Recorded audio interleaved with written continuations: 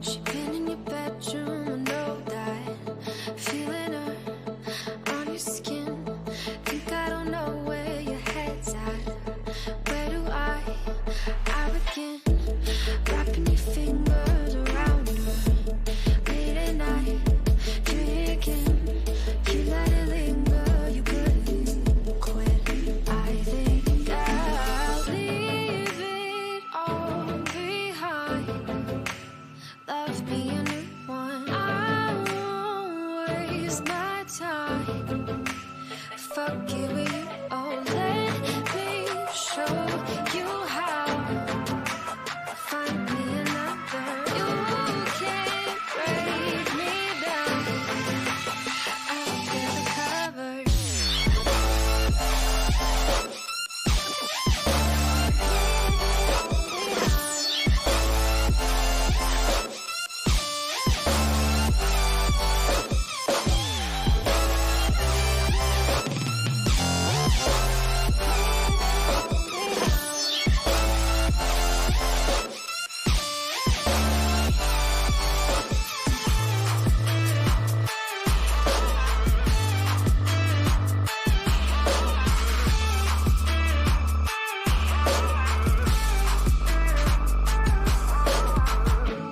Borrow my touch just to break it. You thought that I would need it back, but you didn't know that I faked it.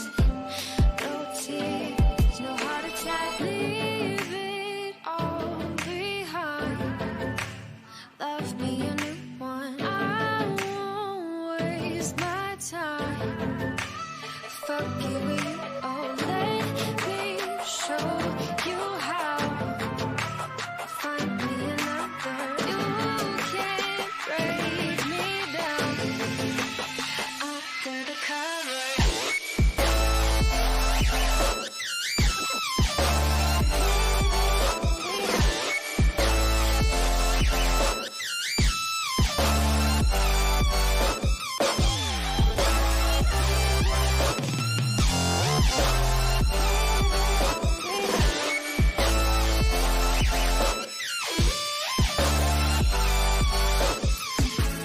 Borrow my touch just to break it.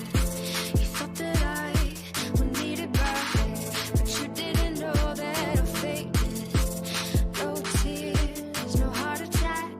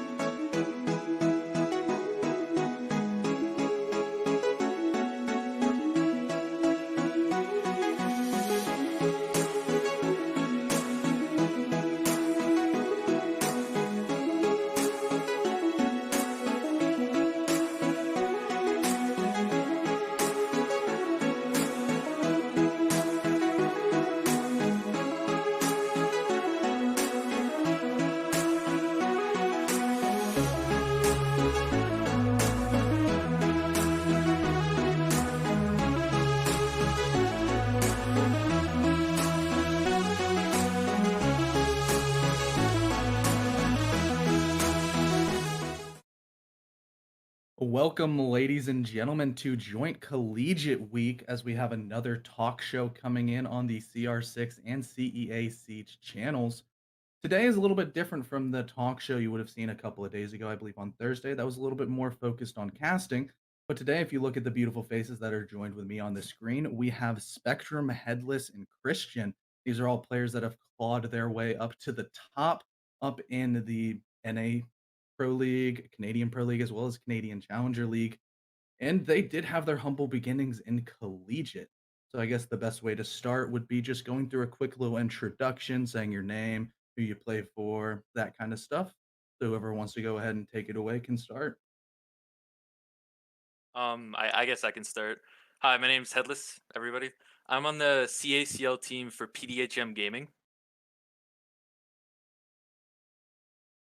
Spectrum. My name is Specky or Spectrum, and I play for the CAPL team Livid Gaming. Okay, I'm Christian. Some of you guys might know me as eCentral, and I'm the analyst for Dark Zero Esports. Yeah, and so all of these guys already have their roots up at the top of the Rainbow Six Siege competitive scene, but that's not why you're here. We're more on the collegiate side, but all of them, like I said earlier, started out with their humble beginnings here. So I know Headless was from York University, correct? Yeah, that's correct. As well as Spectrum was with Simon Fraser, Simone Fraser, one of Simon. those. Yep. And then Christian, what college were you from or affiliated with? Texas A&M. Okay, yeah, Texas A&M. I've heard some really great things about them. More so on the CR6 side of things. I know your team's also tearing it up in our CEA Summer League as well. But I guess if anybody wants to take the stage on if you've played any other games on a competitive level or how that sort of started leading your path towards Siege. Um, I'll go first, I guess. Okay. So it was kind of interesting because I played on Xbox for most of my life. I've only been on PC for about a year and a half, 2 years ish, and I really I was a very competitive person. I played soccer at a high level, and so I sort of Destiny One was the start of my like I want to play video games and grind video games. I put like 3,500 hours into that game, and then said, it's not going anywhere like in a competitive scene. Moved on to Titanfall 2, which I made a little bit of money off of on local tournaments and stuff, and was really fun. It was probably one of my favorite games of all time. And then discovered Siege and was like, oh, this is my game. Um, and I didn't really pursue it competitively too much on console, but as soon as I got on PC, I remember like my first name had like a tag at the end of it because I didn't even like I just jumped straight into a team with my friends and we started playing in like T4 and stuff. So yeah, that was sort of the process of getting to Siege competitively for me. I can go next, I guess. I haven't really ever played a game competitively besides Siege. I've played it like I don't know. I play most games casually, but I've always been drawn to FPSs. And like Spectrum, I had my roots on PS4, well console instead of Xbox. And Siege just drew me in. And after I switched to PC, I still played casually for a while. I didn't like try and pursue any like competitive scene. I mostly just stayed in ranked, played with friends, chilled.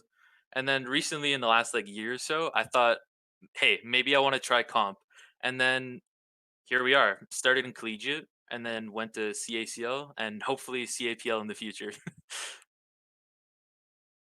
Okay, I played on console, and I was top 500 in Overwatch playing DPS, and then I transitioned over to support.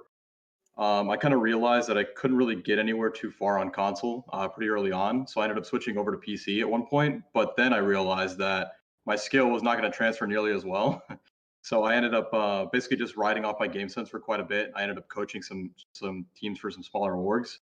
Um, and then from there, I basically moved from Overwatch to PUBG and then to finally to Siege, where I ended up playing with Texas A&M University on their Alpha Squad. And I believe the first time we made it to the playoffs, we got like top 8 in Collegiate R6. And then the second season, we ended up getting second place in the grand finals, and we inevitably got reverse swept. So yeah, that was fun. Yeah, it's definitely one of those things that seems like Siege has just grabbed everybody's attention with the like how complex and interesting the game can be. But with that, we can go ahead and talk about our first question coming in from chat from Hyper saying, "What is your opinion on this 20-second meta that is currently plaguing the pro scene as well as any other comp experiences?" I think we should probably just keep the same order for the rest of the podcast. Yeah, So I guess we'll go I'll Spectrum, go me, and I'll go then first. Christian. Yeah. Yeah. That's a good Yeah. idea. I think it's. I mean, I don't really. To me, I don't really mind it too much because it makes it for some interesting like chaotic moments, but at the same time, there's a lot of downtime throughout the round, and like it ends up being then this the game ends up being more so about just who can clear utility the best, right? Which I'm not really a fan of. but I understand, like, it benefits other teams, and it definitely does take skill to be able to coordinate and do that. But I think that the way that the game's shifting now, sort of, as we've seen recently, is like getting a first pick is really important, right? Teams will play off of getting that first pick, and I think I like that style of siege much more. But I definitely, so I'm glad that it's switching off of sort of the 20-second meta, so to speak. But I definitely do think that it was very interesting for a time to have just so much utility in the game, so that you basically couldn't do anything other than burn utility for 2 minutes and 30 seconds and then have to execute with 30 seconds left on the board with sometimes 5v5, right? It made for very chaotic and interesting moments, but like at the same time it gets pretty boring, right? Because you're sitting there for half the round or more that just doing nothing almost, right? Are you done? Yeah. Okay. I feel like the 20-second meta, it was like Spectrum was saying, it's interesting for a while, but at this point, after it's been done for like so long, I feel like a change would be useful because it's not as interesting to just see a utility dumping simulator. That sounds like a little rude to say, but it's somewhat accurate. Yeah. Um, and I don't know. I think that if we were to shift, like you was saying, towards more of like a pick and like I don't know a different meta than the 20-second meta where we're just dumping as much utility as you can, getting rid of utility. Like Siege, it's built off that where defenders set up all their stuff, and attackers are there to clear it all out with their utility. But like it's a little drastic right now with the meta that we're in, and I think a little bit of a change would be go a long way. Okay. I guess for me, I think the obvious issue is like there's just so many bulletproof gadgets, and there's also like an overwhelming addition to like the defensive gadgets. Like they've gotten bulletproof cameras, and they just recently got like the motion sensor. Obviously, like Maestro being released, I think that was kind of what kickstarted it all. And then a lot of their gadgets are not. It's not only that they're bulletproof; they're actually just receiving so many in terms of quantity, like 3 Goyo shields and like 3 Melusi gadgets. It's just too much compared to what the actual attackers have at their disposal, and you value, but you also devalue flashbangs a bit because they're not intended for what they're supposed to do. They're actually used literally for utility, or yeah, for clearing ADSs. In terms of the actual like meta, from like a coaching perspective, it's a lot more, I guess, entertaining to watch than it would be for a player. I could see how it's very frustrating, but it's not so much that it's entertaining. It's just you get to see exactly which players are very very skilled in terms of like their sequencing or whatever. But it means like using a specific amount of flashbangs first versus using explosives, just things like that. You start to really see who are like the disciplined players. Yeah, I think if I wanna throw in my hat a little bit from a casting perspective, it does sort of create the lull where you have to have a good amount of color commentary to talk about people sitting outside the building and droning and trying to coordinate where they want their push. It does require a little bit more game sense to try to predict and know where exactly this push is gonna happen. Typically happens about like that 40 to 30 seconds is where people start throwing flashbangs. But then you can also get those really cool clips. Like, I don't know if you guys watched the LATAM clip on Yellow Stairs of Consulate where there's a Jaeger sitting there, then all of a Oh sudden yeah. 12 flashbangs hit him and he gets destroyed by a Uh, nade followed right behind. So there still Yeah. is some sort of like that explosive level of like caliber action. But when it breaks down to its core, when you have castle barricades, Goyo shields, deployable shields with Wamai gadgets and Jaeger ADSs all together, it kind of kills the variety of how you have to attack certain areas. Because if you think about probably from an analyst perspective, you have your specific steps on your checklist of what needs to happen in order to be successful. Like you need to take the X, Y, and Z control, then you can try to get a pick. And in comparison to a game like Counter Strike, which that's how I got my start into competitive with Collegiate, it's like what you were talking about earlier, Specky, with the you get a pick and you just kind of ride off of that. And that's a little bit more exciting and it has a little bit more variety. But as we've seen with the 20-second meta, you kind of have to bring a Zofia, you have to bring an Ash. You can't really bring breaching charges on some operators, such as like a Nomad, because you need those extra flashbangs in your back pocket, or else you're not going to be able to get one of those anchors out of their position, and then you can't go for your execute necessarily. So trying to get variety is because variety at the end of the day, it's the spice of life. And when you're watching an esport or playing in it, you don't want to be bored just doing the same thing over and over again. You don't want to bang your head against the wall and be like, hey, as soon as we throw 6 flashbangs here, you have to shoot, and if we miss this shot, we're gonna lose the round.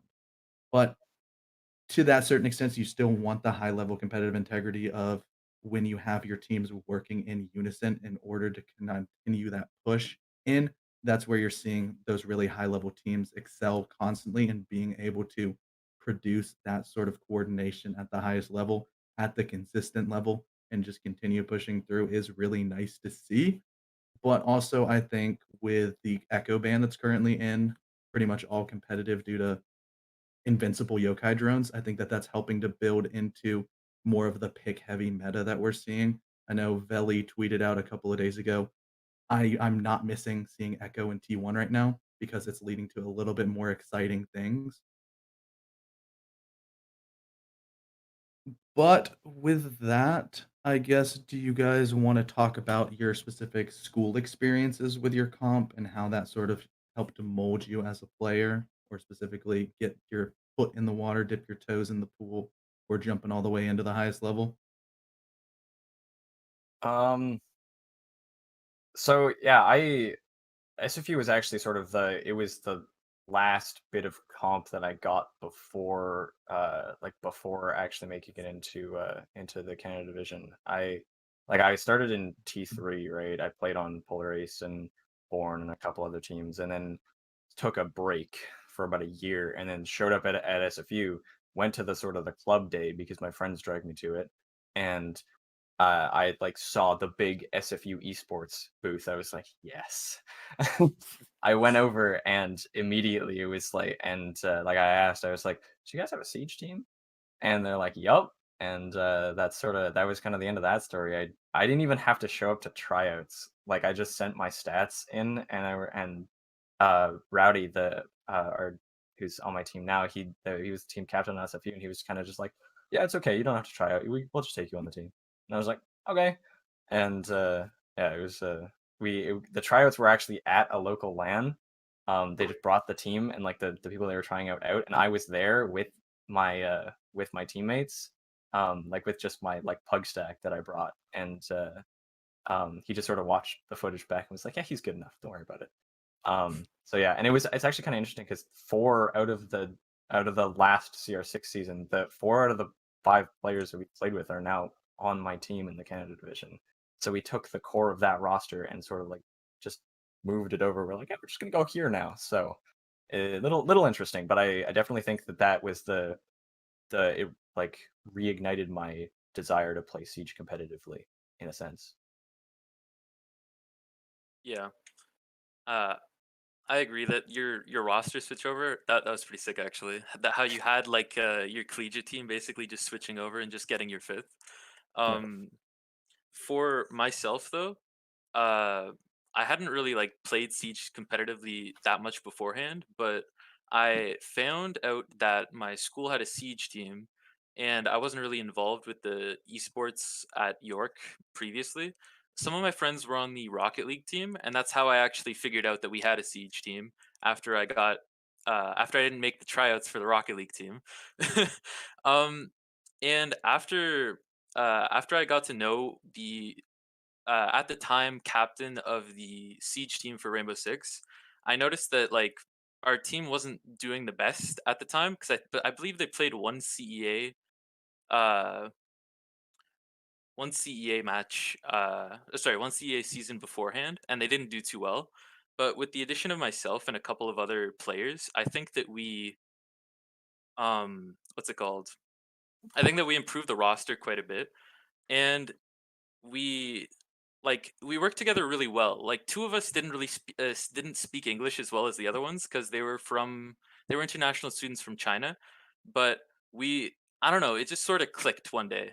And there was an event nearby at the Waves E Gaming Center. It was a LAN event. I think it was 1500 prize pool, and we had the team together like that roster together for maybe like 2 3 weeks, and we didn't really know each other except for the people that were already together beforehand. And the day just went like really well, and we ended up winning, and we thought that we really had something special, and we went on to go do the CEA. I think it was the fall season, the fall open season, and uh, we ended up facing Miami and dropping there.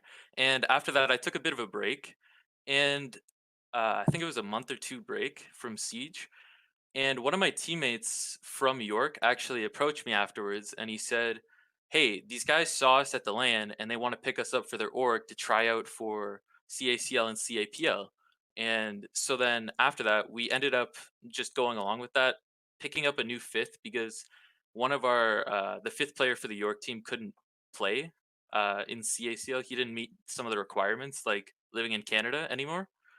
And I don't know. We went through a couple of roster changes, and I believe I'm the only one from the York roster still on the CACL roster.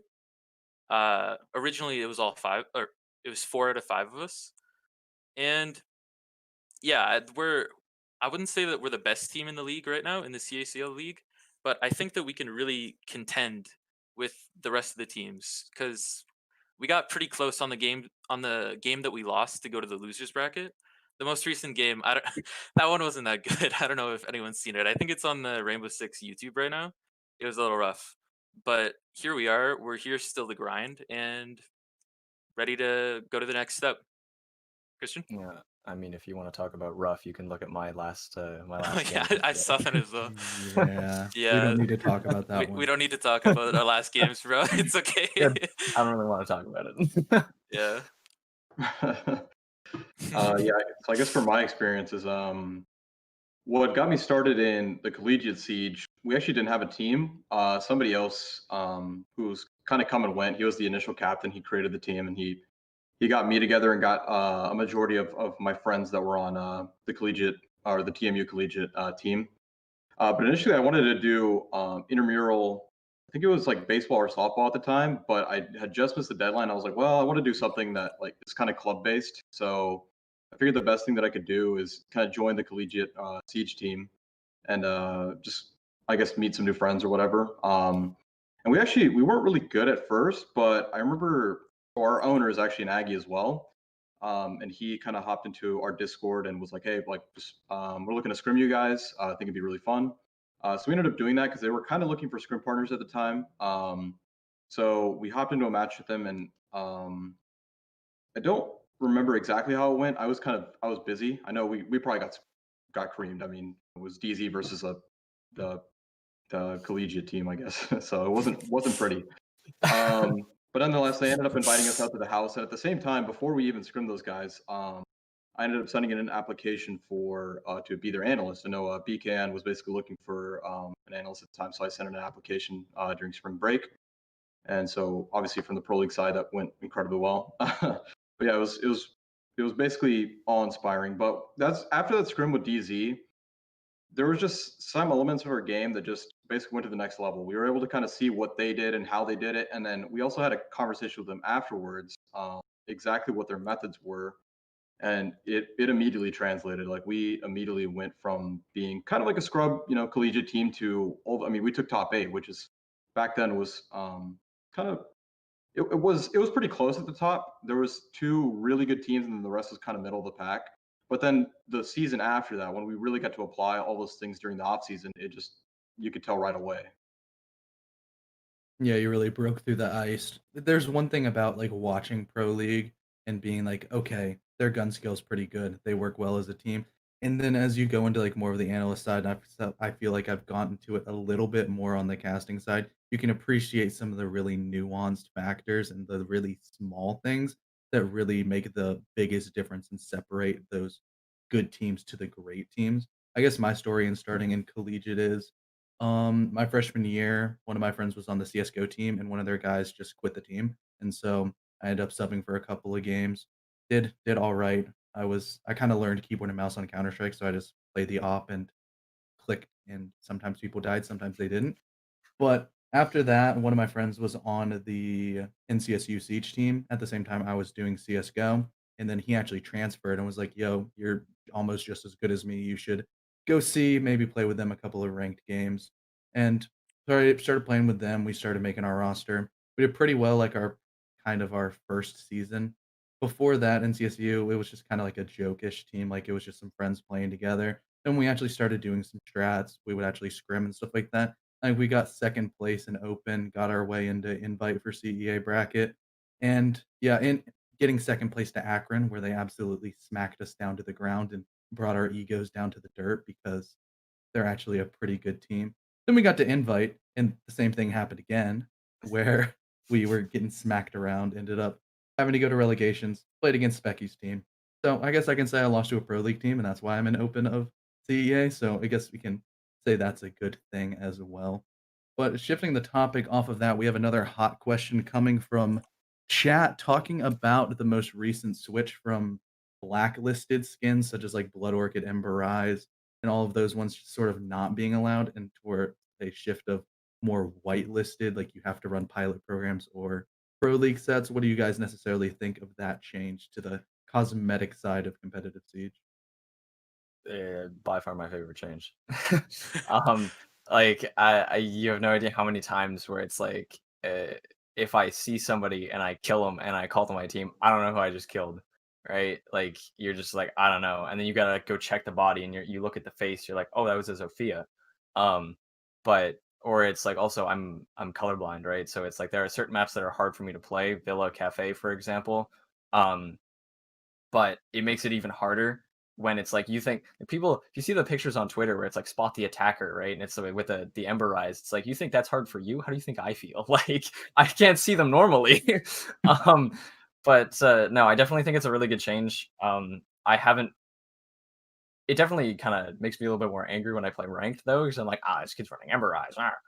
But it hasn't. It's sort of taken my mind off of like I just have to think more about online siege, Peeker's advantage, my positioning, and like my gunfights, right? I don't have to think about like, oh, what if I don't even see him because he's blending in with a wall, right? What if he's hiding in a rat corner, right? I don't. Those concerns aren't really a thing anymore with the whitelist, and I think it's also really good for um exposure sort of for teams because it means that most teams are going to be running the pilot program skins and the pro league skins if not defaults, right? So they're going to be running defaults, which is fine, whatever, and then it means the only skins are promoting the teams in the pro scene. So I think that that's really a step in the right direction. One thing I would like to see is pro players getting um, the past pro league skins given to their accounts because I would like them. Not gonna happen. Not gonna happen. But I'd like it. But yeah, I think it's definitely a good change. Yeah, I agree pretty much entirely with what all of Spectrum was saying. He has a little bit of a more of a disadvantage with the skins being colorblind, but for everyone else, it's terrible as well. It's like you would shoot someone like you was saying, and you have no idea who you shot, and you're like, I killed someone. I don't know.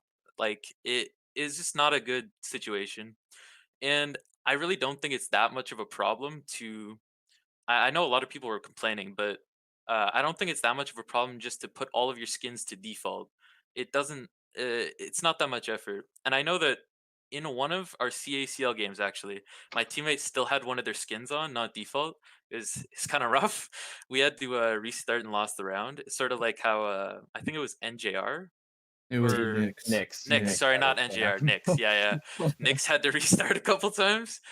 Aside from stuff like that where it messes up the game, I think that it's a good change. I think that it was necessary, and I think that, like he was saying, it helps promote pro league skins, the pro league sets where it's specific for teams.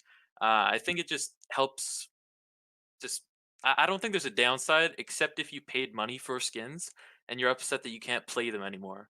That's the only thing, but you can still play them in ranked.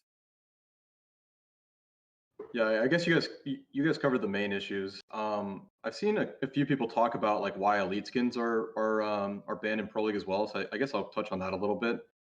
Um, I guess with elite skins, one thing is I feel like there's almost like an obligation to make the gadgets look really cool because obviously they're not standard looking gadgets. Like for example, the Twitch drone is obviously going to be ridiculously overpowered. It has its own camo. So whenever you start to introduce like more elite skins, it's gonna really conceal like some of those gadgets. Like I can only imagine like years down the road they try and make a Melusi elite skin and it's like just camouflage into the wall and you won't be able to see it. That's gonna be an issue, right? So I think as long as some people kind of recognize that, I think if I want to pay for a skin, I want it to be complete in terms of what exactly it changes. If I'm playing like in ranked or whatever, and obviously it doesn't affect me. I'm not a player. So yeah, I guess I wanted to clarify that. And I guess throwing my 2 cents into it as well, you were talking about, like, necessarily the pilot program skins and how they grow the scene, but it's also from, like, a competitive advantage of none of the skins really blend in with anything. You have some bright red Empire skin, you have a Vigil for Team Liquid that's bright neon blue, and it's like, "Okay, I'm not gonna worry about him coming up main stairs of Villa and blending into the wall because he's bright blue." And it also puts a little bit of extra money into the prize pools of those tournaments. So it's like no harm, no foul. I guess when you talked about the elite skins, that's probably the biggest one with they're what, like $20 a pop almost. They're like about like 15-ish USD. Do you feel like you have to buy like the whole 20 pack to be able to get one? But, like, when you're thinking about it to the certain extent of we're playing with a different set of rules from the rest of Siege to maximize the competitive integrity and the enjoyment of all of the players as well, that's probably the primary concern is making sure that there's no extra BS that the players have to fight as opposed to already fighting against very, very talented players, trying to not take away any of those small advantages that could be sort of inadvertent consequences. I'm sure the people at Ubisoft, when they released Ember Rise, were not like, "Ha ha ha, I'm gonna make a camo that makes people invisible because the color palette is the same as a lot of maps." I'm sure they were just like, "Okay, this is Ember Rise, this is our South American season. We're gonna have a camo that looks like kinda like the trees and stuff, and it'll fit with that scene, and it'll be really cool." I'm sure that they weren't like, "Ha ha ha, rank stars are gonna actually love this." And it's just sort of the inadvertent consequence, and for them to go back and actually, once Face It took over and make those changes, I think is a really big step in the right direction. But with that, we can, Here, there's could I actually an say one more thing about the yeah, skins? fire away, fire away.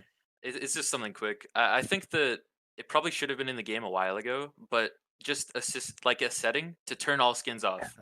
Yes. That's what everyone wants. Yeah. That's all you Yes. want. Like just turn everything off. That's all I want, you know? Even for custom games, like an observer makes a lobby and just clicks a little check mark, all of a sudden everybody's default and you have no issues at all. There's Yeah. nothing I and I it understand that there might be technical limitations to how they can implement that, but that'd be really, really great to have. Really, really yeah, useful. even, like, they could unlock all the operators as well for people.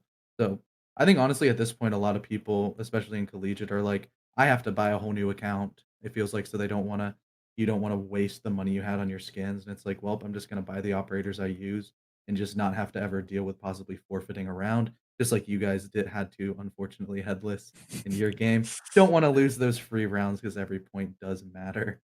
Yeah. Yeah, it was it's funny that you bring up not having all the offs because we were in a scrim one time and I literally said I'm like, oh, we got to bring a pulse here because they're it was I think it was on cafe and they were doing tons of vertical play and I was like, they're not bringing an IQ, this is a free C4, and I was like, all right, I'll six to pulse. Then I was like, wait, somebody else has to do it. I don't know in pulse. It's just like, well, that's awkward. Because yeah, that's what I did. I got another account just to like completely separate everything so that I could because I put a lot of money into skins and stuff on my main, and I was like I just don't want to. I want to be able to switch onto that account and play ranked and have those skins and enjoy the money and the time that I put into that account. And I just got another account to play. Got Face It to verify that that was fine, and it's I got the tag, so I keep it just I literally just log on and play scrims. So yeah. Yeah. I've heard of a couple of different players doing what you were just saying, getting a separate account just to do that. And yeah, you it sucks when you don't have all the ops because you'd have to pay for all of them unless you already have an existing like Smurf to use on. So Yeah. yeah. And with that, I guess we can stop talking about skins. And there's another question talking about more the difference in the levels of how you have to attack. And sort of, I'm sure attacking a pro league team or even a challenger level team is a little bit more difficult than trying to break down some of like the quote unquote lower T3 or T4 teams. Is there anything in particular you guys have had to work on very hard in order to feel comfortable breaking down the more spread out or even trying to take those positions away from people with a little bit hotter hands on their trigger fingers. The main thing for us really has been like timing and coordination. Um, because for example, we've scrimmaged DZ a couple times, and it's like if you mess something up, a Cali with a thermite, or your mistimed flashes or whatever, it's like they punish you. You do not come back from that, right? Whereas like if you're playing some lower level collegiate teams or T3 or T4 or whatever, sometimes even some challenger league teams, it's like you can get away with mistakes that usually it's not beneficial because you're like, and we usually a good team will realize like, oh, we did this wrong, we can't do that again, like we got away with it. But it's definitely one of those things where that's probably the most glaring thing for me is that you can't just sort of play the game. You can't be 5 players on a server. You have to really work together, and any sort of like anywhere you lack in chemistry and coordination, a good team that you're playing will expose that and exploit it. And yeah, the difference between T1, T2, and T3 is just sort of, I think, exponential. Because like T3 to T2, it's like you see, oh yeah, okay, they're playing with some structure. They're punishing us for our mistakes, and then you jump from T2 to T1, and it's like you don't even get a chance to think about what you'd like that. Oh, we did this wrong. It's just boom, you're already dead, or your thermite charge is gone, and you got to change your entire round or whatever, right? I could list any example, but yeah, no, it's definitely an exponential change throughout the tiers. It's not just sort of linear. I mean, I don't really have that much to add on to. I think Spectrum got it pretty well for this. Covered it pretty well for this one. Do you have anything, Christian? Yeah, I guess I'll just say currently right now I believe like DZ is like one of the best like attacking teams, at least definitely in North America. But a lot of that literally just comes into like the amount of time that you sink into some of those like attacks. Obviously, we have the luxury of being in like this team house and having very lengthy practice days that some people might identify. But yeah, it just basically just depends on how much you want to sink into like each of your strategies and what that's going to look like, right? So. Yeah, and probably having all of the backup plans and contingencies of, okay, we want to get this wall opened, but our thermite took and missed the engagement. And how are you going to necessarily swap around that? I guess on the lower level teams, if a thermite dies, that could almost be just the end of the round at that because there's no backup plans in order. And just being able to have that flexibility and the know how of anything that can happen probably eventually will happen, especially if it's going to go in the wrong way. And trying to just always fight through that sort of negative adversity and trying to just continue being consistent. And at the end of the day, Siege at its very premise is a defender sided game because you not only it's 5v5, the attackers have to do everything. If everybody just put their hands off their keyboard and did nothing, the defenders would win because they've got the little sixth man in the form of the clock always on their side, always rooting at their back, and that's something else that the defenders have to or the attackers have to fight to overcome. So when you go and talk about attacking, it's just one of those things that pretty much every single series you're going to see double 4-2 splits and anything like that. If you get 3 rounds on any map, you're feeling a lot more comfortable. So that's where the variance between high level teams are. If you're able to get those attacking rounds, that's what really is able to get the cream off of the milk, really skim and rise to the top and continue putting yourselves into really high level positions. If I can just But add something else onto that, um, I think a great example of how punishing small mistakes at a higher level can really sort of be visible. There was, I think it was the third round of our Oregon versus LTR game that I peeked a shield in bunker as thermite and got my head ripped off. And it was like 20 seconds into the game because I was trying to throw a flash and burn the ADS for the shield. And then I kind of just said, I told my team, I'm like, yeah, you guys kind of just gotta shove through doors because I'm like, I'm sorry, that's my bad, right? And it's like playing T3 teams or anything like that. It's like you can quick peek a corner with a flash and throw it, and then they'll miss, right? But it's like against people like that, it's like you don't get those opportunities. And unfortunately, like we were coordinated enough to win the round and sort of and like make do with what we had. But there are times where if you're not playing, especially in collegiate as well, it's like I remember very vividly rounds where it's like if there was like hard breacher bans or like a Thatcher Maverick ban on certain maps, and it's like you pick the thermite or the Habana, and you're just like, well, we won the round because you already know that they're not going to be coordinated enough, and unless we throw super hard, like there's no way that we're going to lose that round, right? So it's one of those things where I think that probably is a vivid example of uh, that sort of punishment at a high level, right? Obviously not the highest level, but um, yeah, it's definitely a good example of that. So I guess we can shift on again towards your motivations as players. Necessarily, what made you want to get to the level, like what sort of drive and fire is within you, as well as if there's anybody you look up to or any like role models or leaders that have helped you get to the areas you are, or even like what's your biggest dream towards that you're fighting? Do you want to get to Atlanta? Do you want to lift that hammer, which is probably what a lot of you guys have your sights set on? If you guys just each wanted to go into those.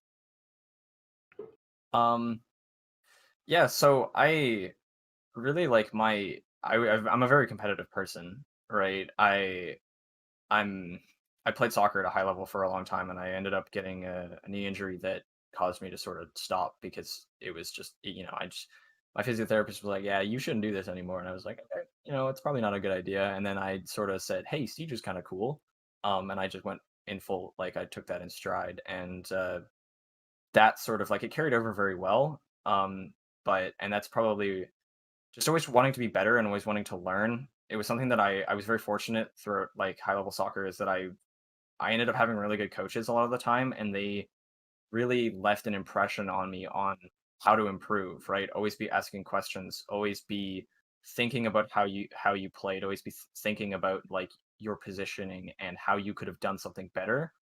And I think that really helped me throughout Siege, and it drove me to be a lot better. Um, and like, because I'm not the most mechanically skilled player, that's why I put myself on Thermite. But like, I I understand the game, so I'm the IGL, the primary IGL for my team, and I just sort of I play chess while they shoot their guns, right? So it's like it's one of those things where I'm just fortunate that I pushed myself to understand the game better to make up for my lack of mechanical skill, so to speak, right? Um, and I guess role model, Foxe, Canadian player, right? I met him in the second inaugural Canada Nationals. I think at that point they were the Canada Nationals, not just like a smaller group. It was officially Ubisoft sponsored, but we played him in qualifiers and got smacked when he was playing for Team Canada. And then he made it. I think he made his return to Pro League on Cloud9. And ever since it was just sort of like I saw him and I was like, yeah, a Canadian player can do that. They can be at the top. They can do these things. It's like if Cloud9 wasn't necessarily at the top, but it Pro League is the top, right? It's the best 8 teams in the region. So I don't know. It's like I just saw that and I was like, okay, I can do that, right? And that's what I wanted to do. And I think my goal and what I'm working towards right now is basically just getting there because obviously there's a lot of competitive like disparity between the Canada division and the US division, obviously just because player pool difference, right? See, a lot of these players in the US have tons and tons of competitive experience, right? And they've been playing the game for a long period of time and have this exposure, and we're not quite there yet. And I want to get to that level, and I think that's my immediate goal of just building a rep for the scene, building as a team and as players, and just improving uh, and eventually, I would like to make Invite. Whether I went this last year as a spectator, and it was amazing. It was a great experience, and I think that playing on that stage would be amazing. Do I expect myself to win? I don't think so. But I just don't think so. I don't think I'm good enough personally. Um, but and I don't think I have the exposure to. Eventually, maybe. But I just think that I want to be there. I want to get that experience at some point before I dip out of competitive siege and finish my studies and stuff. I think that's sort of the end goal. For myself, I don't have any like deep motivations. It's more or less like a love of the game and wanting to improve, like Spectrum was saying. And the only way that you can improve is facing higher and higher level opponents. You got to get smacked by people better than you to become better. And the only way to go about that is from going from T4 to T3 to T2 to T1. Obviously, not there yet, but that's the whole point of the grind. And uh, I would say for role models or leaders, I can't really name one specific one, but like Spectrum was saying, Foxay is a really good example of a Canadian player who made it to the top. Uh, I can't really think of any other specific examples, but there's a lot of pro players that really like set the example of what a pro player should be in whatever region, US, Canada, LATAM, Europe, APAC. There's good examples in every scene. And what I'm working towards, I would say, is, well, end goal uh would be NAPL, but most recent goal or closest goal would be to get to the promotion slash relegations for CAPL CACL in the end of stage 2, I believe. I think that's around like the end of It's I think September. it's I think it's in December actually. Stage 2 Oh ends, wait, and yeah, yeah, I you're right, yeah, you're I right. It's believe December 13th, I there's think. supposed to be the major, quote unquote, but Yeah, COVID said we're not going to do that. So, yeah, yeah, I believe it's in December that's when the relegations are. yeah, So, yeah. Sorry, the end of stage 2 is September. yeah, The end of September, and then you're right. Yeah, I think it was December 13th for that. I think that number's right. Yeah. Yeah, but yeah, that's my motivations. That's what I was thinking about this. What about you, Christian? Yeah, so like I said before, I worked with really small teams in the past, and obviously I've kind of went the same route that you guys have gone through the collegiate circuit and the CL circuit and all that stuff. Like I remember still having to study and like do like qualifiers and analyze other teams within those qualifiers. So I guess now heading into like Siege, I remember my first drive coming into the team house actually, like just to visit. Um, I didn't really know many of the players, like any of the histories. Obviously, I knew like EG, I knew BK and BC. But I remember I was watching a podcast that one of my friends had did with Mint actually, interviewing him, and I just kind of wanted to know like what I was getting into, like just heading into the house, like obviously Mint is our captain, so I like went straight for him, see exactly what he knew about the game, what he thought. And obviously, I learned a lot like about Flipside, and then his time on Dark Zero, as well as SK, all that stuff. But I was in a super fortunate position where I had at the time, like the best North American coach in BKN, and then obviously now he's obviously working within the org, and I still see him every single day. I still have Mint as my captain. I still look up to him quite a bit. And then of course now we have BC as our head coach. So that's quite the powerhouse of staff. So I can always look up to those guys, and they can definitely show me the light. Um, in terms of what made me want to get to this level, so I guess let me go back full circle. Since I've already kind of went through this process of analyzing teams within the qualifiers and all things like that, I recognize that no matter what tier I was in, at the end of the day, these pro players are human after all, and there is like a psychological aspect of the game that can be dissected. And so I kind of look to apply that, whether it be whatever game I'm doing or whatever tier that I'm in. I wanted to just carry that with me throughout the entirety of my career. I always felt like I get better at and things like that. As far as I guess now, what I'm looking to work towards, I'd say my biggest motivating factor is trying to build the perfect esports program. Uh, Basically, Brandon has this perfect vision of the program, and I have a lot of sports elements that I try to fit within that. And I think whenever we kind of combine that power together, it seems like we could build something quite literally perfect within esports. So that's kind of what we're working towards. If you don't mind me asking, what's your major at Texas A&M? Mathematics. Okay, so that's where you get the nice Smart analytical guy. stuff Yeah. coming from. I guess does everybody Mhm. want to say their major real quick? Shout out. Maybe I guess we could tie that into how you could relate it to Siege possibly if you're able to do that. Um, I am a molecular biology and biochemistry major, so that doesn't really apply very much. But yeah. The I'm brain a comes through. Yeah. yeah. I'm a computer engineering major, and I don't really know how that relates besides computers. Mhm. You play Siege on a computer, I guess. Yeah, I guess it could be like the logic, I guess you could apply with you're a That's fair. hardware as opposed to software, right? Are you Yeah, hardware. yeah. Computer, you can like specialize, but mine is more specialized towards hardware. Yeah. Yeah, I guess you have to think about how things work together. I guess if you think then you could apply that to your team. I'm a mechanical Yep. engineer, so it's just kind of like okay, I logic. engineering logic, sure. I guess that Surrounded by relates. math geniuses. Hey, you're a little bit better than chemistry than me. I started off wanting to go into biomedical and then can't do the chemistry, so I switched to mechanics. So Yeah, you got me there. chemistry is my weakest as well. Did not do that Yeah, well in my last I went to chemistry course. I went to A&M majoring in chemistry, and I got out of that real fast. So Yeah, it's Uh, not for everybody. Well, I guess while we're talking about course load, probably the biggest thing for you guys would be the balance so fucking of having a very rich competitive siege life that takes up a lot of time, as well as us all being college students and trying to find that balance. If you want to share any stories or insight to how you had to struggle with that kind of stuff. Um, yeah, well, so I'm taking OChem online for my summer, and it was a bad decision. Um, I originally wanted to take it because the prof was way better, and then I just sort of said, yeah, whatever, it's okay, I can do it online. No, no, I cannot. It's horrible. But the funniest thing I think though that almost happened was I thought that so if we played our game the first week of CAPL and not the second week, I would have had to be doing an online lab during the Pro League match.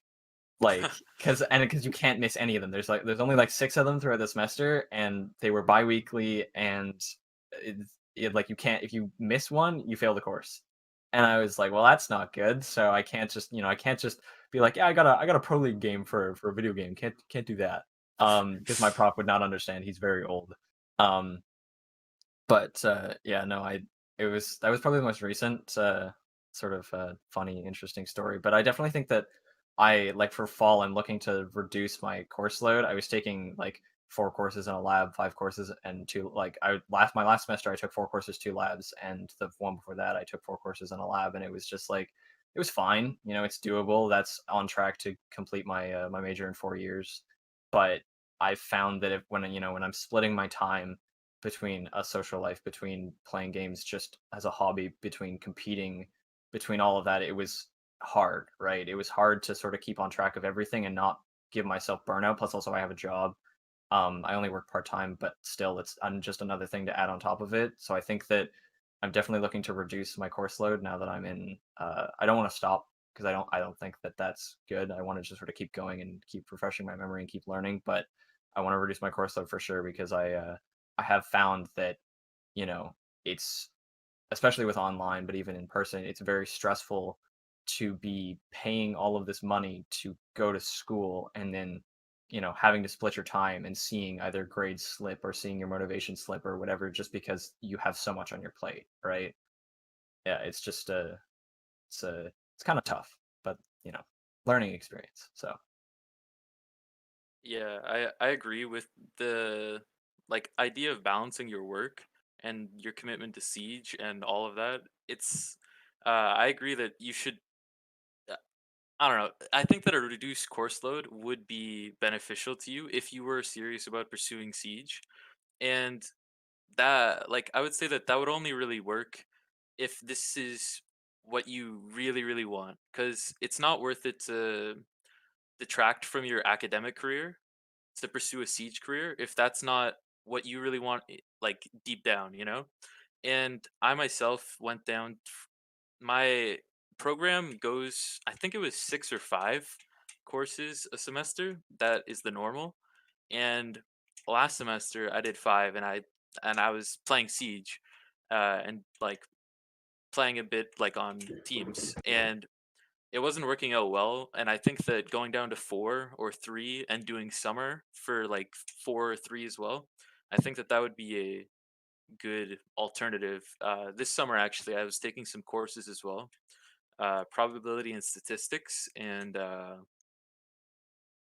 logic course. I forget what the title of it was, but it's just logic. Both math courses, and trying to balance that and Siege, even though it's only 2 courses plus a social life, it was rough. And I think that I don't really have any tips on how to balance it, but you really just got to think about what you can do yourself and how you can manage it. Can you manage a certain amount of courses plus a certain amount of practice time plus having time to hang out with friends to like, or even time to yourself, because you should factor that in as well. Like some free time to just do whatever, sit there and watch YouTube, you know? Uh, but yeah, that's what I'm thinking. Right. For me, I'm taking two summer courses right now, two 10-week courses, and it was advised to me to not take one of the courses. It's I forget what it's called. It's like uh mathematical analysis or like something like that, like advanced calculus, like the basically the hardest math course or whatever that is on my degree plan.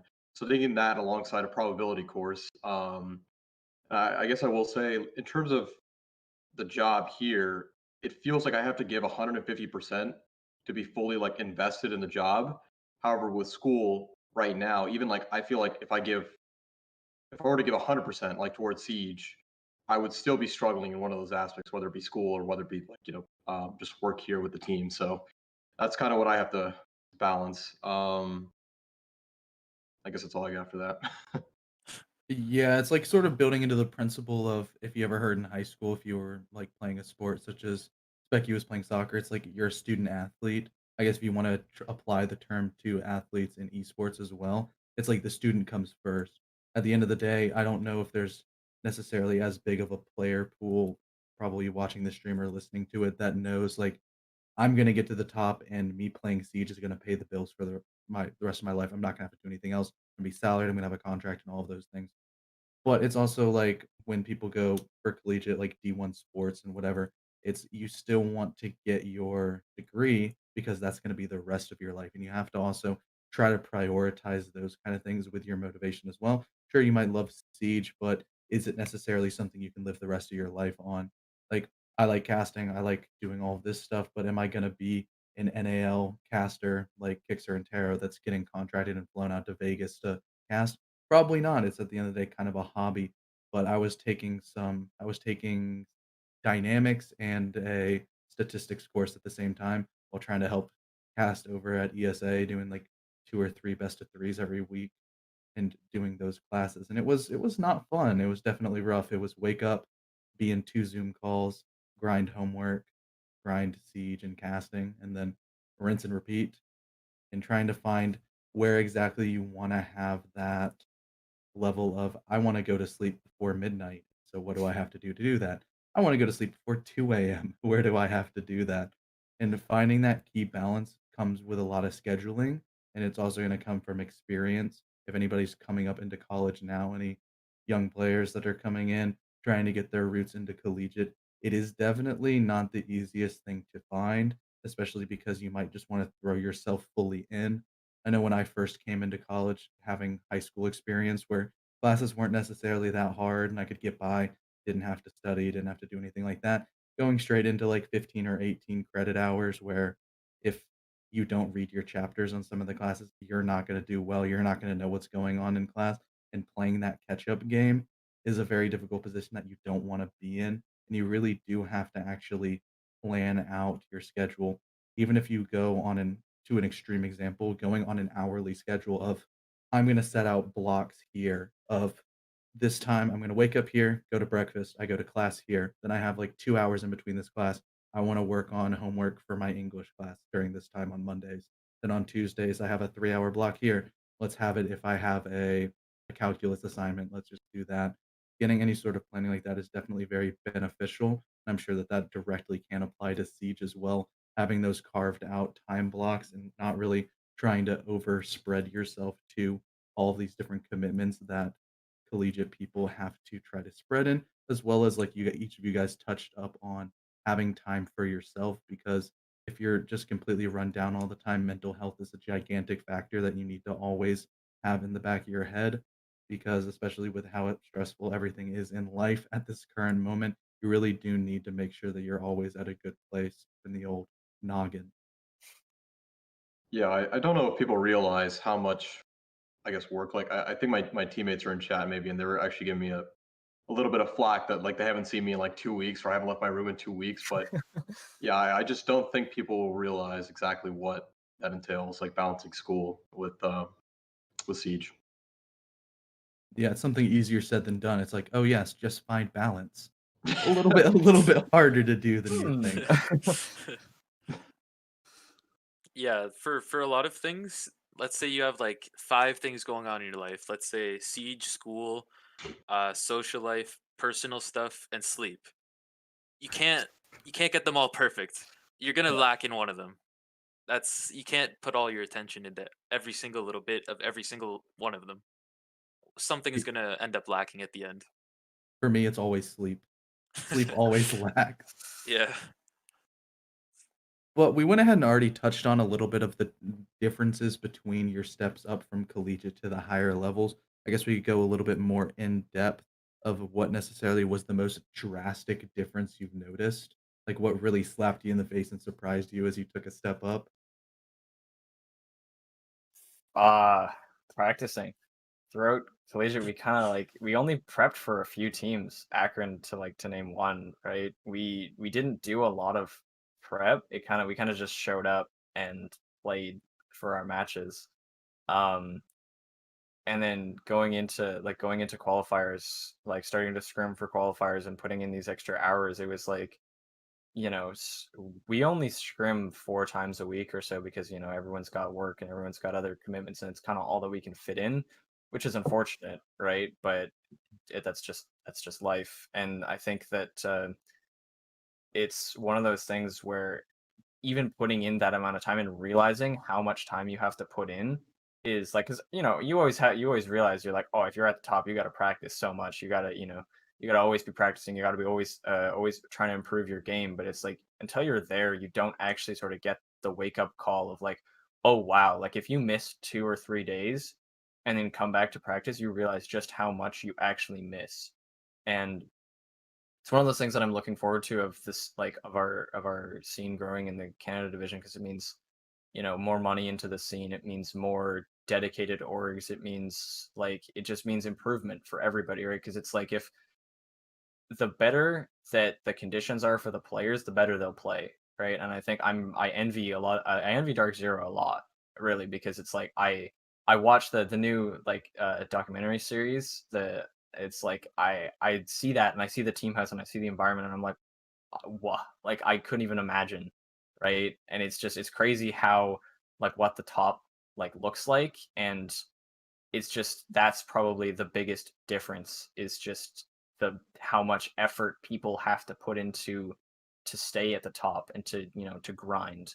Because in collegiate, like I said, it's like we were fortunate to be skilled enough players that most of our matchups we kind of just ran defaults or pugged through our games, and then, you know, when we actually ran into an opponent, we were like, okay, these guys are actually coordinated and work and played quote unquote real siege, not to be mean to anybody, but like Akron, we got slammed by them in the finals of my first collegiate season, and then we said, okay, we're actually going to prep for these guys, and we scrimmed and we VOD reviewed and everything, and then they didn't stand a chance, right? So yeah, I think that was the only exposure that we had to practicing and prepping for teams and stuff, and it's now it's like it's a necessary thing. It's not just we can show up and kind of wing it, right? Yeah, I agree. A lot of my experience in the collegiate scene with York, I was only in there for 1 season though. But a lot of it, we didn't have to prep. We could just pug it, and I think that some of that is based off of like just initial like chemistry and like coordination that we had together.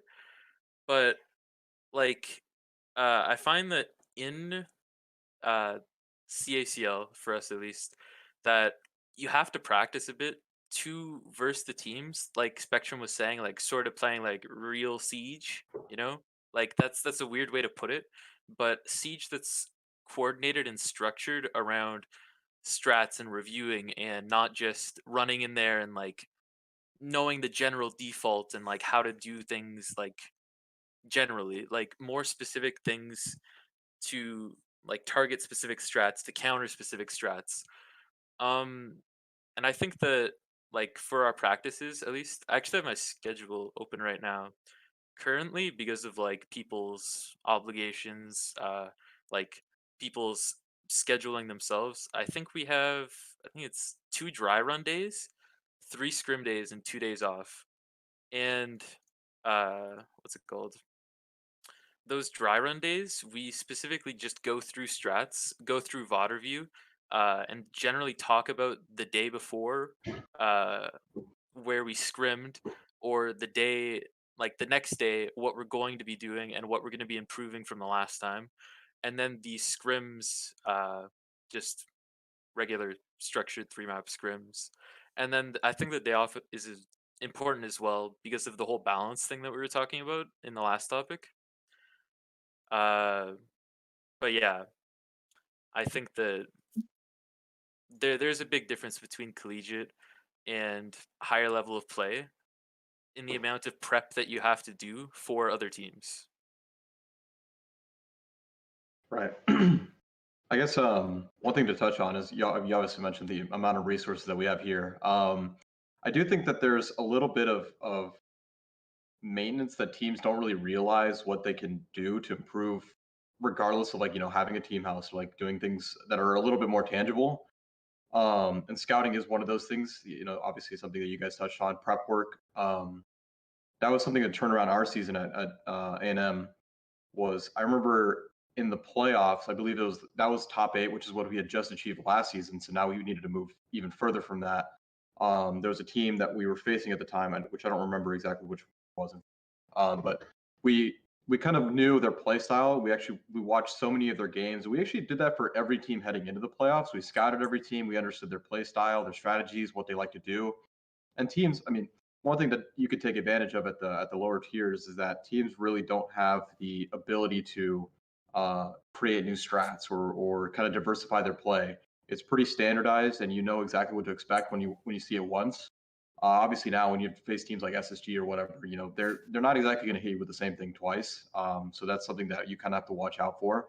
I know a lot of teams kind of say the same thing about us. Whenever we play them in a matchup, we have something completely new that they haven't seen before. So yeah, that's just something to keep in mind. But it's like even if lower tier teams put a little bit of effort into whether it be scouting or diversifying their play, that it just improves their overall like stance within their tier immensely.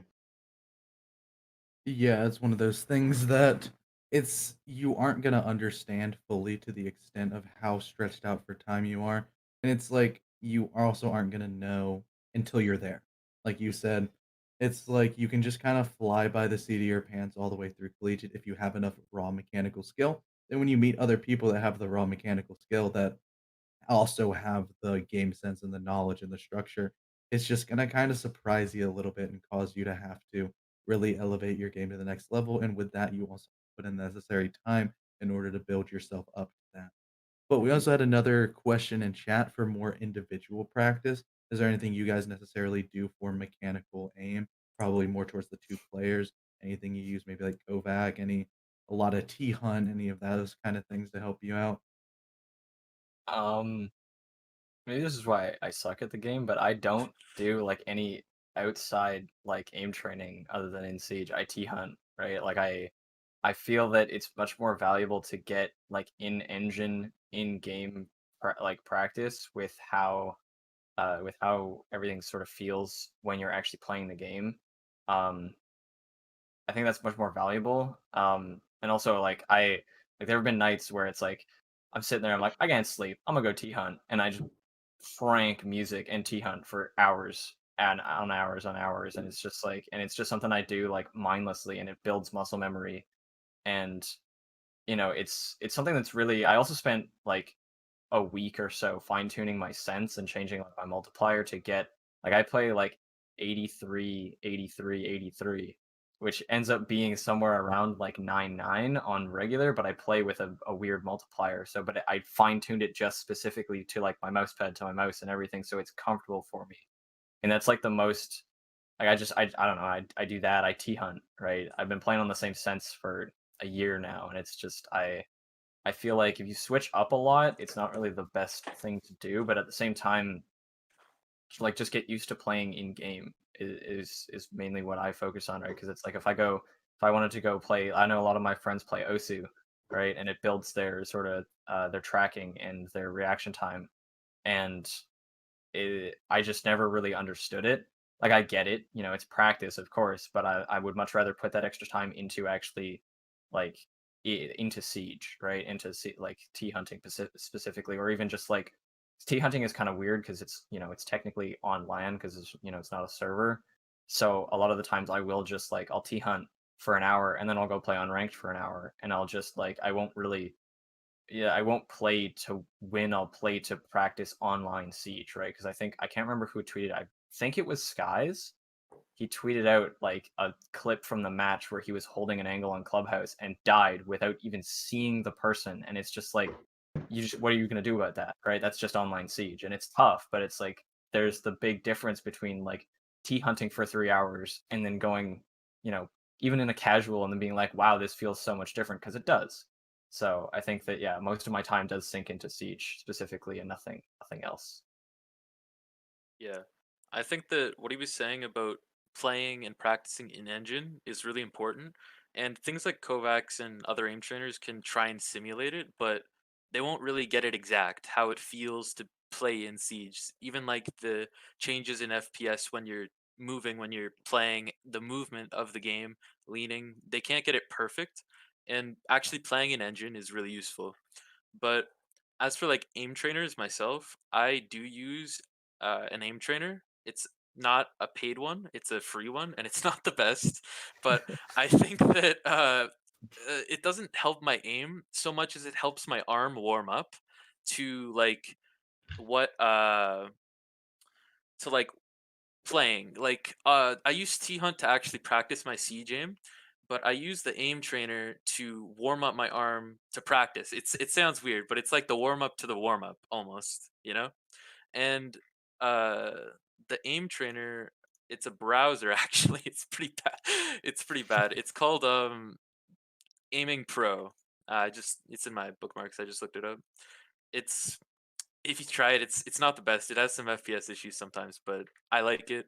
I think that it helps me warm up, and I think besides practicing in engine, I, I don't think there's really much you can do because sure you can click all those little dots on an aim trainer, and sure you're accurate with that, but that doesn't make you accurate with recoil. That doesn't make you accurate with angles, with leaning into the shot instead of like actually just standing there statically or even like strafing and just shooting in an aim trainer. I don't think it's the same sort of feeling, same sort of practice that you would get, like Spectrum was saying. Right. I guess I can add a little bit to this actually. So some of the guys here, they'll just do T hunt. Some will do aim trainer, and then some will do both. Obviously, right? Most of the time, it's you do both. I guess the aim training that I would recommend, there's one called Aim Lab. That one's free, I believe. So definitely check that one out. Kovacs is, I believe, like $5 or something. Kovacs Aim Trainer. My collegiate teammates actually swore by that one. So um, I would check out both those. And then I know BC used to use Aim Hero, I believe, which is another paid one. So I think if you do like a combination of those, you'll kind of start to identify like some of those drills and do some of those. Obviously, I'm a sports guy, so I truly believe in drills. However, some will just do T hunt, which T hunt is great, for doing the just kind of traversing the maps and understanding like the angles, all those fights where it's going to come from. So there's obviously benefits to all those. In terms of continuing to improve your play, even beyond just like aim, I think something that people don't really do is analyze their own VODs. I know basically back whenever I was actually like serious about improving as a player, one thing that you'd be forced to do is basically just watch your own VODs, and I would force myself to even stream. This was like way back in Xbox. I would force myself to stream on Xbox, and I would download my VOD or whatever and just watch my own gameplay. And obviously you kind of experience very emotional things like tilt or maybe your teammates are not communicating and you're just getting upset or whatever. So it's really difficult to kind of understand what you're doing well and what you're doing right. But if you kind of isolate that video and just spit it back out to yourself, and it's really really hard to assess your own gameplay because you have to be very very critical, and you don't like admitting that you're wrong like ever. But whenever you're watching your gameplay and you're like, you're doing a decision in the game and now you're isolating it and you're like, was this the right decision? It's like it was terrible, it was a horrible decision. You don't really like to admit that, but at the end of the day, that is what makes you like a better player overall, whether it be your positioning, where your crosshair placement is, or even just like your movement. Yeah, it's like that principle in Siege of sure you can like break it down to a simple principle. Why did I die? I died because this guy got the headshot and I didn't. But when you have to go to the higher level, why did I not get my headshot? It's most likely going to boil down to you either put yourself into a position where the other player had the better angle. So why did you think that swing that? What are you going to do next time to make sure that and really learning from your mistakes at the highest level is gonna be something that you sort of can't build with any aim trainer. That's why Siege is so very, very different. It's hard also to emulate the recoil patterns and how different sight pictures impact how you're gonna take different angles, as well as leaning. I know, like, there's people that have the aim trainers that are built directly into CS:GO, and so, okay, you can go spray at a wall and make sure that your bullets are in a very tight spread, as well as there's some that, like, bots are just sprinting around and actually moving and jumping and helping you track with that. Siege kinda only has T-Hunt, and so getting that in-game engine experience is really important. That's why a lot of people have a lot of T-Hunt hours, but to a certain extent, you still just also have to play the game in order to get the feel, and just because leaning as a mechanic is pretty much unique to Siege, not a whole lot of other games use it at as much of a level as Siege does. You really do just gotta get in there and do the unglorious thing that is just grinding until you feel really good with your mechanical skills. But then what you were talking about with your sort of game sense and trying to build that, that's also only going to go through repetition and being critical and thinking at a higher level of why did I do this? Why did I do it wrong? And what am I going to do next time to build that up? But I guess another point we can go to was, did any of you guys have any major, like, nervousness or shakes in your first game going to the biggest level and stuff like that, and trying to isolate out? Maybe we can get some funny stories with that topic.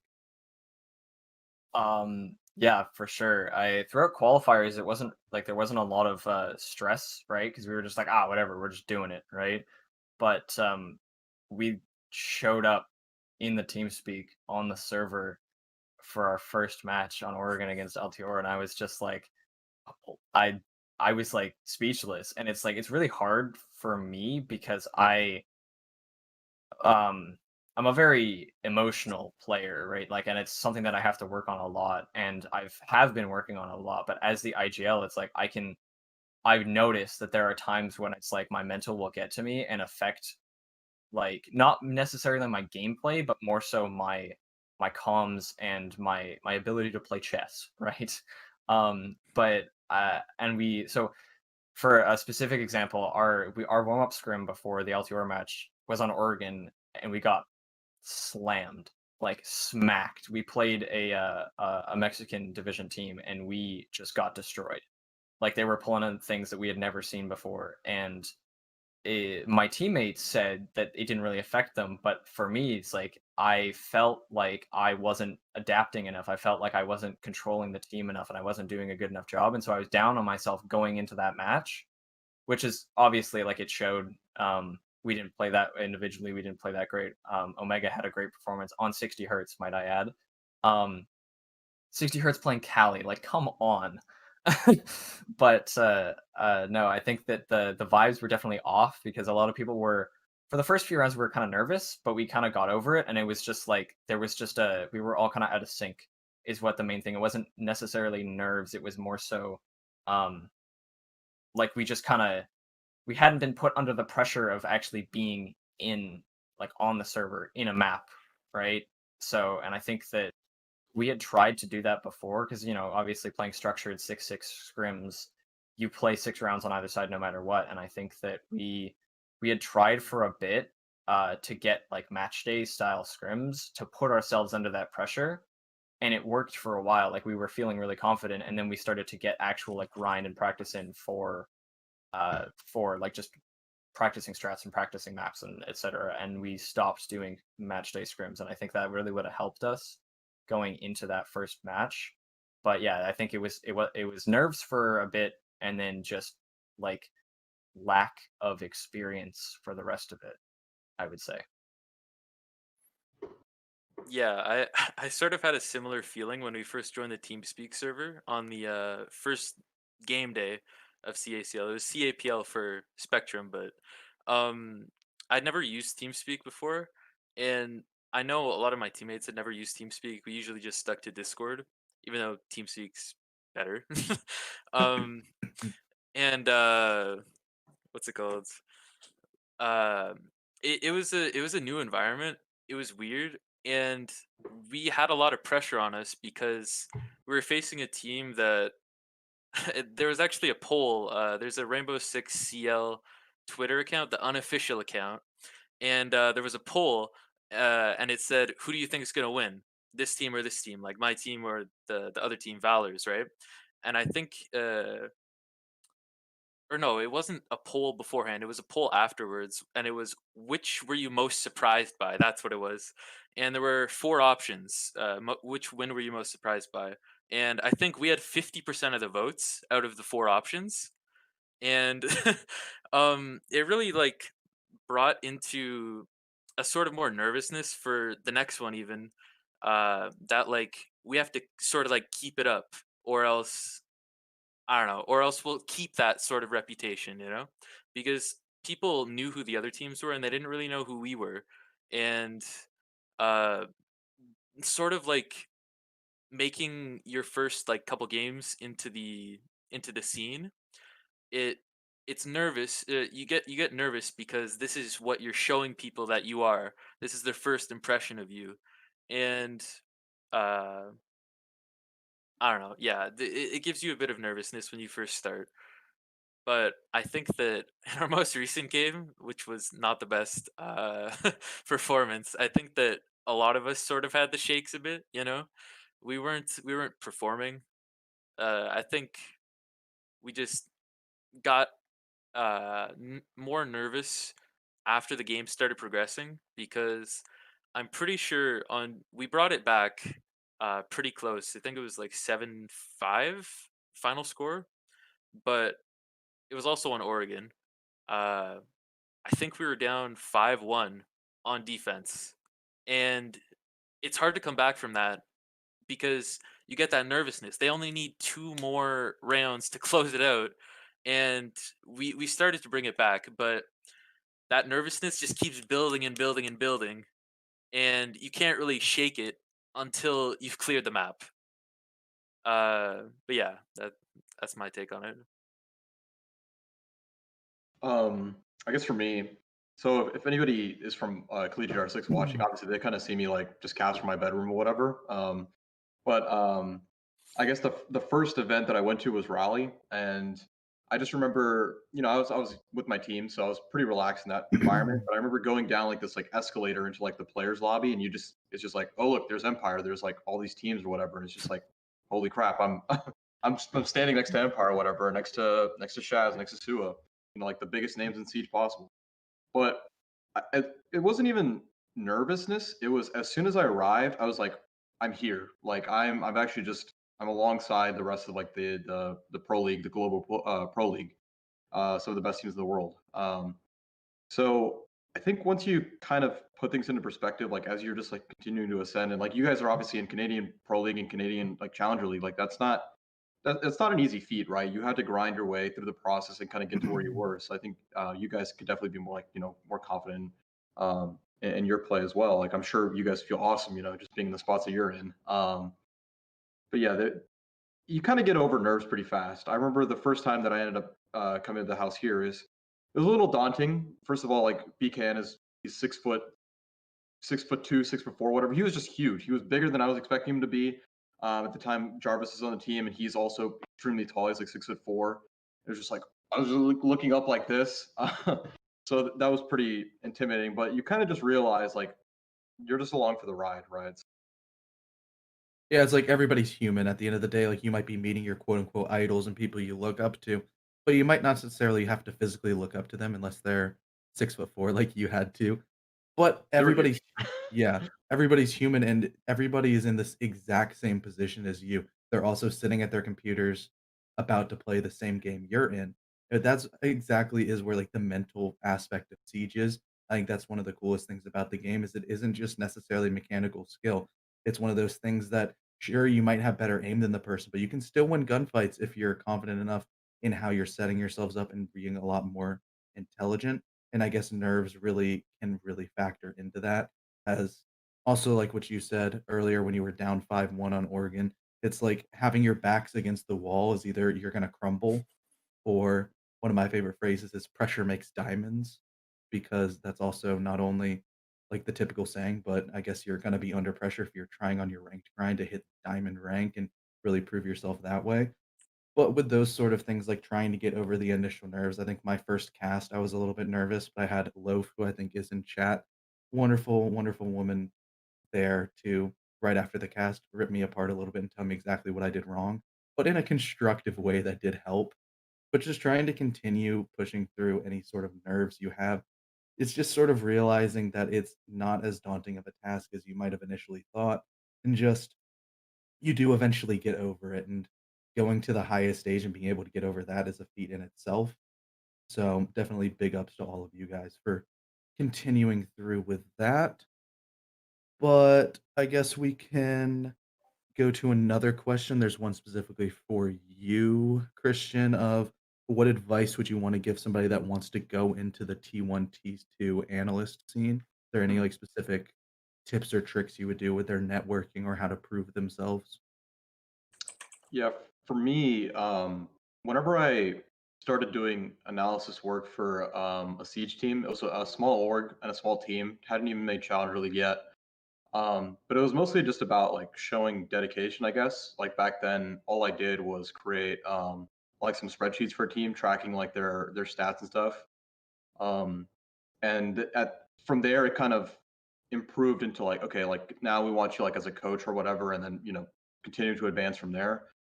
In terms of how someone wants to be like a tier one or tier two analyst, I guess one thing is identifying the need that the team's needs, whether it be like stats, like if you notice like a team doesn't have an analyst or something, you can kind of assert yourself into that role, but you also need to do it well, right? You can't just be like, hey, like let me track stats for you or whatever.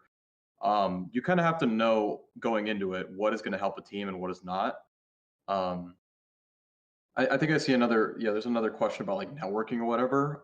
Just for like, I guess for um, just to understand like my side of things. Like whenever I submitted my application to Jordan to begin, I didn't know like a single person in Pro League. I knew Intero, and that was basically it. But I didn't even like reference him. He didn't refer me to Jordan or anything like that. I think in that situation, it was this team was located in Houston, and so Dark Zero immediately became my favorite org just because it was local for my hometown. So whenever the application process came around, I basically just there was something about like wanting to be a Houstonian org, and that drew me to them. And so I think hopefully, I don't know if Jordan will tell you the same, but in my application, it kind of it mirrored that. It basically showed everything that I believed in, and it went through to the application. So I'm trying to think of like the best advice I could give. It's mostly just about being like dedicated and willing to do things that other people are not. Yeah, because at the end of the day, the analyst work could almost be like the grunge, unglorious work of sure you Right. have the players that are on the stage, they're the ones getting the frags.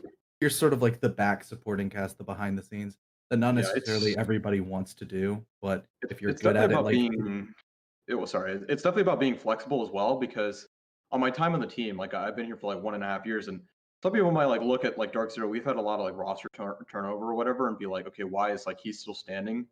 I think there's just something to say about like the amount of like flexibility that I've absolutely needed with the job. Like some days it's like I remember whenever I first started, it's like okay, you got to do these scouting reports and like kind of do like heat maps of where like players are located and where they're pathing and stuff like that. And just along with the job, we kind of started to realize like what is necessary, what is not necessary, what's like supplemental, and like not really what like the team needs.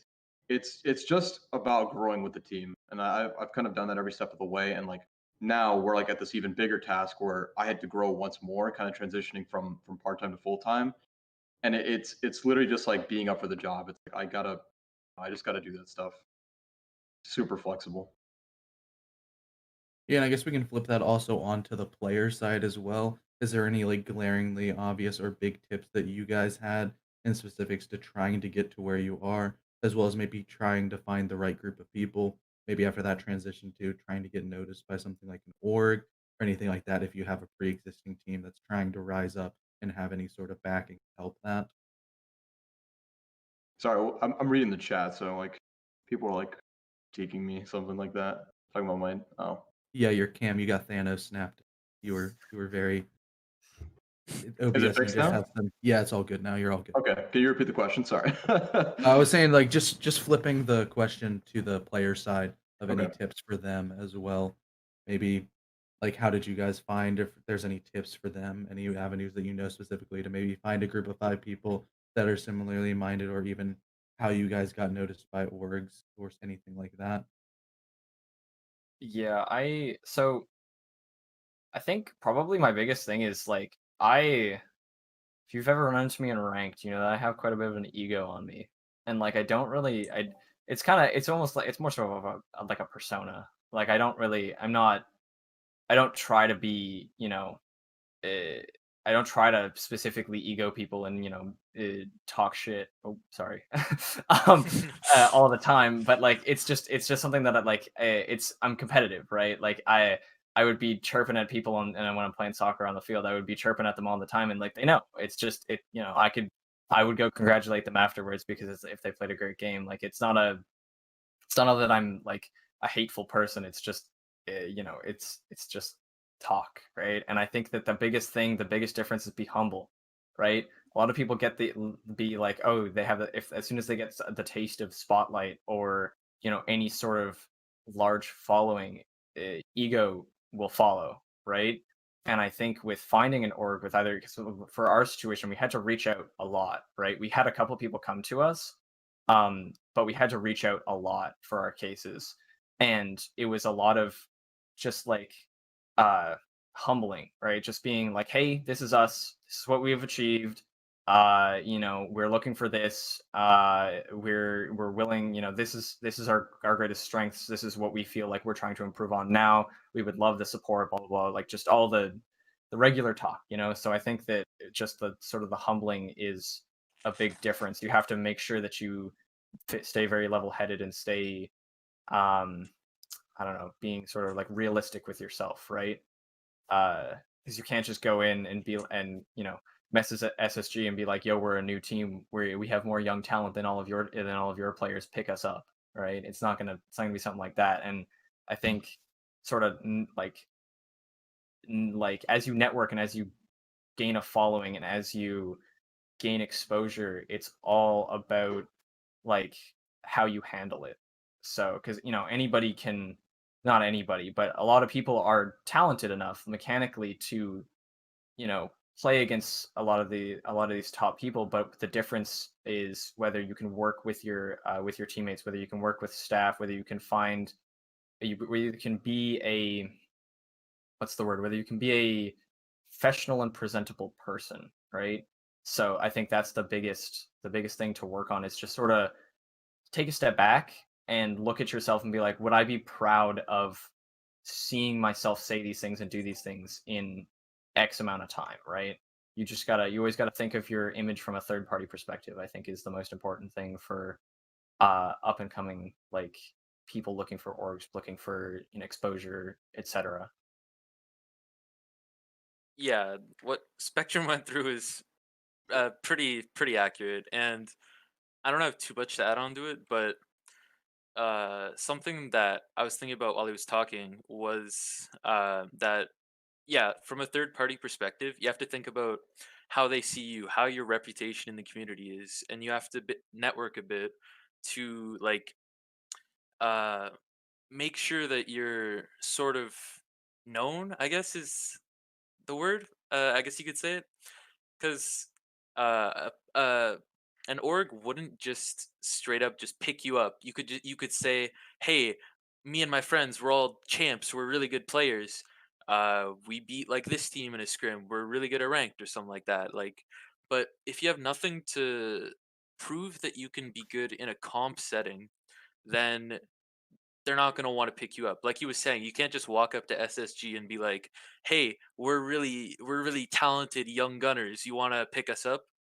You kind of got to start and work your way up. Start with like a smaller org, and then build up your reputation as players, build up your reputation as a roster, and work your way up into a bigger org. You can't just start at the top.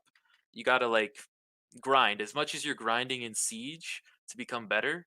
You have to grind through your like networking, through your reputation, through your connections with everybody else in the community. Yeah, and just like that, your sense of being humble, being a likable person, could just directly impact what doors you open through the networking that you build. It's like there's another question in chat saying, I'm sure all of you guys had a lot of people DMing you on Twitter, talking to you on Discord, wanting to be on your team. What are like the specific qualities that you want to look for in people? And really like what could be those really big flaws that you're just gonna kind of like shy away from somebody or turn them down if you see? Um, for like player wise, I think it's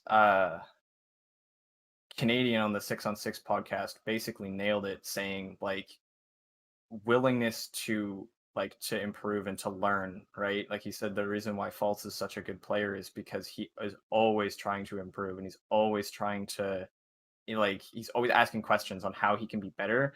And I think that um that's probably the most important thing because you it also happened again on the 6 on 6 podcast where they asked the coaches, would you like a team of really good players that weren't coachable, or would you like a team of worse players that were really coachable, right? And I think that when you're picking up a new person to add to your roster, whether it's a player, whether it's some sort of support staff, I think uh, being flexible and being able to learn is something really important, right? You can't have anybody think putting themselves above the team.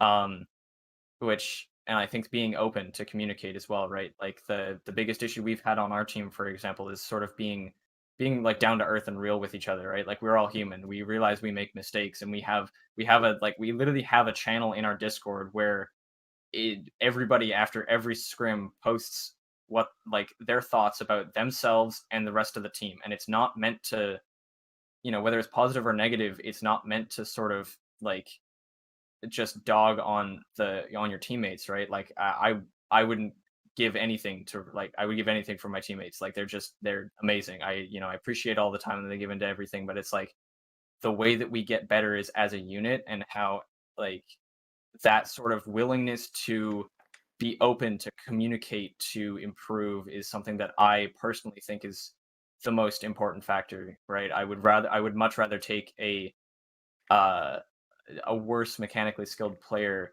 that was willing to learn rather than a champ who had the biggest ego on the planet and literally just like muted me in Discord whenever or deafened whenever I was starting to talk, right? So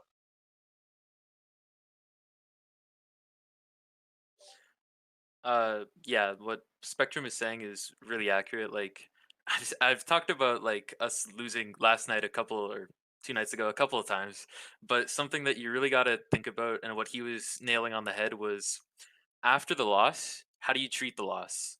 Do you go in and do you all talk about it calmly, talk about what went wrong, what you can improve, or are you just all a bunch of hot-headed people that are hard to work with, you know? You got to like make sure that you're not just a siege player. You have to be like willing to work with other people and willing to cooperate and uh work together, I guess. Yeah. Um, so one thing for me, I guess, like just so I could kind of apply to our team a little bit. So we started filming Into the Dark a little bit too late for this to come up in the actual series, but one of the issues that we were dealing with at the beginning of the off season was people were a little sensitive when it came to criticism, which would have been great to see how like at the beginning of the off season we kind of addressed that issue, and this mostly came from the players themselves. They kind of had a meeting and they talked amongst each other and were like, look, we are not handling criticism well. Like people are unable to kind of critique their teammates and make everybody better overall. It would have been really awesome to kind of see that progression from week one to all the way through week nine. Yeah, that's one thing that I think I kind of undervalued on this team was having players that are just willing to accept criticism and understanding what that actually means. Like, it's not about taking it personally. It's literally just your gameplay, right? Yeah, it's just have understanding the differences between what's almost like on the field and off the field drama and how to really relate to how you handle yourself off the field to translating that onto in the field. At the end of the day, if somebody maybe has like point 0.1 or point 0.2 of a KD better, maybe he's going to get one or two more frags a game, but he's going to roam off site deafened and not listen to calls. So your strats are like having four people as opposed to somebody who's actually going to sit there and be part of a five-man team. And because at the end of the day, Siege is a team game. Every single person matters. Every single person should have a voice, and being able to have a cohesive unit is probably the biggest strength you can have, especially as you start to move up into these bigger and better things, those higher level leagues, higher level opponents, higher level scrims, regardless. But I guess I we can can go to can I our just add fine. something real quick? Oh yeah, of course. So sort of like going back to tips more so is um you mentioned like like you know somebody who's going to have a better KD and maybe get a couple more kills and stuff, but it's at the end of the day, if they're not playing as a team, it doesn't really matter. I think one of the biggest things for up and coming players or players especially who are like me and tend to get affected by mental, like unbind your scoreboard, like don't look at it, right? Literally just like I do this now in matches. It's like I know that it's like I don't care. Like yeah, if I'm playing well, I'm going to be playing well and I'm going to know it. I don't need to see the scoreboard to do that. But if I'm playing poorly, I also am like aware of it, and then just the numbers on screen just demoralize me even more. So I think that it's one of those things where I've changed that, and my mental in game has been way better because I'm not, if you're reinforcing a wall or whatever, you're just spamming tab, and then you see you're 1 and 8 or whatever, and you're just like, I'm playing horrible, but it doesn't matter, right? You're as long as you're improve like you're doing your job essentially, as long as you're using your utility and whatever, it doesn't really matter if you're getting kills because like as long as your team's doing it right. I think the most important part is to go back, and if you watch your own gameplay, that's when you can look at your performance and your numbers, because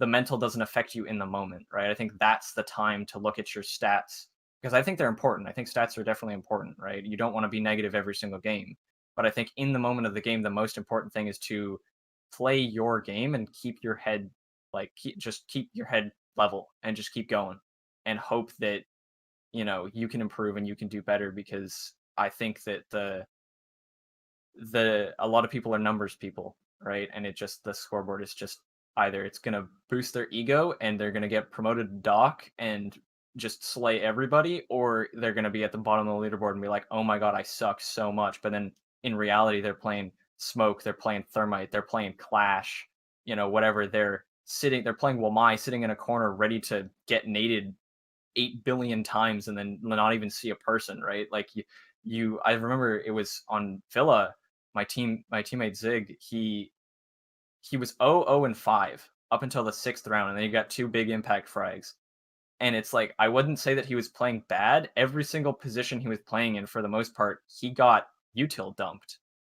Does the scoreboard reflect that? Absolutely not, right? So I think that that's one of the key things that people spectating and in Twitch chat and stuff and on Twitter like just don't realize that it's like there are way more impacts to a game than just getting kills, right?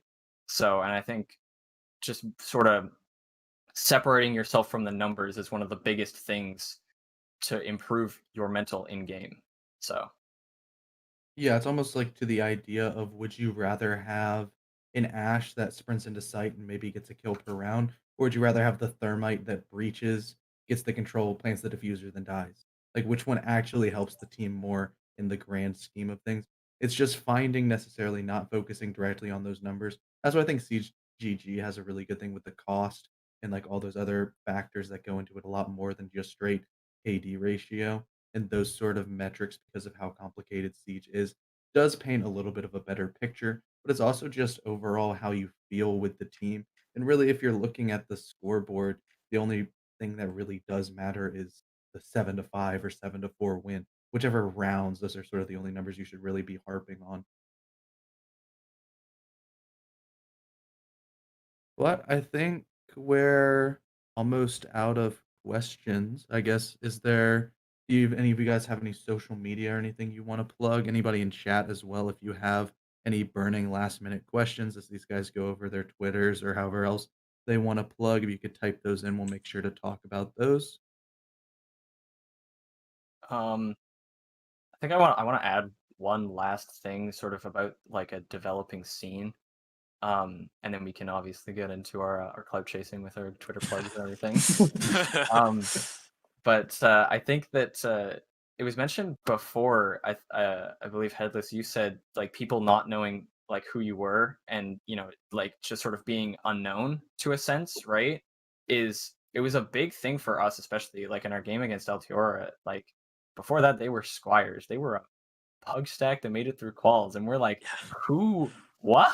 Like we had no VOD, we had no anything, right? Because especially since the quals weren't casted and they weren't like there was nothing like that, we had almost no information to go off of in that game. And I think that people don't like Nordic is a very different story, and we kind Mhm. of dropped the ball with Nordic, which is unfortunate. That's a whole other story. But Nordic had a lot of VOD on them, and it made some of it a lot of it's old, but it shows tendencies that a team will have, right? Because they've had the same core of that team for a long time. And I think the freshness of the scene is really something that people don't understand. Like it's probably something I shouldn't do, but like after the match, I open my Twitter and it's just like I just see everyone like coming down on us saying like how bad we are, and I'm like, oh, that's awesome. I love to see that. But it's like Oregon, I fell off the roof on like there was nothing I could do. Could I played it a lot safer? Could I played it other ways? Yes, I definitely could have. I realized that. Thank you, Twitter analysts. Um, but at the same time, it's like in that situation, I was stuck in an animation. There was nothing I could do. But it's like, did I open Twitter? Did I see that? Did I see Discover R6 on Twitter flaming me with the clip? Yes, I definitely did. But it's like they don't the things that like it's things like that where people don't realize that it's a brand new scene. Like it's just like APAC when it started, that we don't have the competitive exposure to us in a sense that like we don't we've never been on this stage before. We've never been doing this. There's nerves, there's unknowns for teams, there's all these sort of things. And it's like also the fact that for the SFU team anyways, we were playing Bank and Border, and then all of a sudden in quals we had to play Theme Park in Oregon. And like it was a huge change in map pool, and we're just like, okay, but there's a lot of new things, there's a lot of change, and the limited like amount of teams in the league sort of ends up like almost I don't know how to word it. It's really tough. It's like it's kind of it's making us have to guess a decent amount when first going into these matches, because we've never played these teams before. We don't have a lot of info on them other than Nordic, for example. Like Mirage, sure, the players have history, but that team doesn't really have history as well, right? So there's not a lot of info to go off of. We kind of just got to work on our game and make sure our game is there. And like people don't realize that, right? People when they're spectating don't realize that we're a lot of us are just trying to do the best that we can to work on ourselves, and not we're not at the level of the US division where it's like there is tons of analysis work and like scouting to be done, and like you just can't do that right now. Sure, as the league develops, that's something that will happen, right? There will be VOD on these teams, and you'll scrim them more and more and more. But it's just like we have nothing. We have a very not nothing. We have very little to go off of right now, and it's a big struggle that I don't think that a lot of the people outside of the scene realize. Did anybody else want to build up on that or have any inputs towards that idea? I want to say that I agree with that a lot. In CAPL, you have that issue. Now in CACL, you have that issue, but like double, because it's a little less, But not to diminish it, but like say for our first game against Valors, they're a team of players that who've been in the scene for a while, who have been in CL before. We don't have any VODs on them, but we know like their play styles as players, and we could guess what's going on with them, and we won 2-1. Then with Honor, which used to be the old Thread the Needle roster, that went to Canadian Nationals, we know how they play as well. They're like how their play style is as a team, because their core roster has been together for a long time. We lost 1-2, but it was very close. But then against Axios, a team that I don't think I've ever seen any of the players before, we lost 0-2 because they were more well prepared. We didn't know what they were doing, and we weren't on our game. But a big factor of that is that we weren't prepared for them specifically because they were doing things that we were not ready for. Like, I'm not going to say that like they did anything like insane like strat wise, but like uh like Spectrum was saying, if we were to have those VODs, if we were to have that like input on how they play, what kind of strats they run, what kind of maps they like, what map pool they're good at, it would factor in a lot more in the Canadian scene. Do you guys have dedicated analysts, just out of curiosity? Yep, we have. My team has two, and they serve very different purposes, right? They're specialized in different areas, but again, I understand the situation that they've been put in. They have very little to go off of, right? So they're more Yeah. focused on us right now and sort of looking at how we perform and the issues that we have, rather than looking at our opponents. So yeah, it's definitely something that's very tough for them, and I feel sorry for them almost because like they're trying their best, right? And Mhm. I think that it's all that we can ask them to do. So I appreciate them for sure, but it's yeah, they're definitely in a tough spot. For our team, we actually dropped our coach recently, and we're looking for a new one. But we had a coach and two analysts. Um, and the first analyst was more focused on VOD review and actually like analyzing how we were playing and trying to correct the behaviors. And the second one was more focused. He did a bit less, not to diminish like what he's done, but he did more so like on like the side of things. Although there's not much to go off in terms of the Canadian division and CACL, but yeah.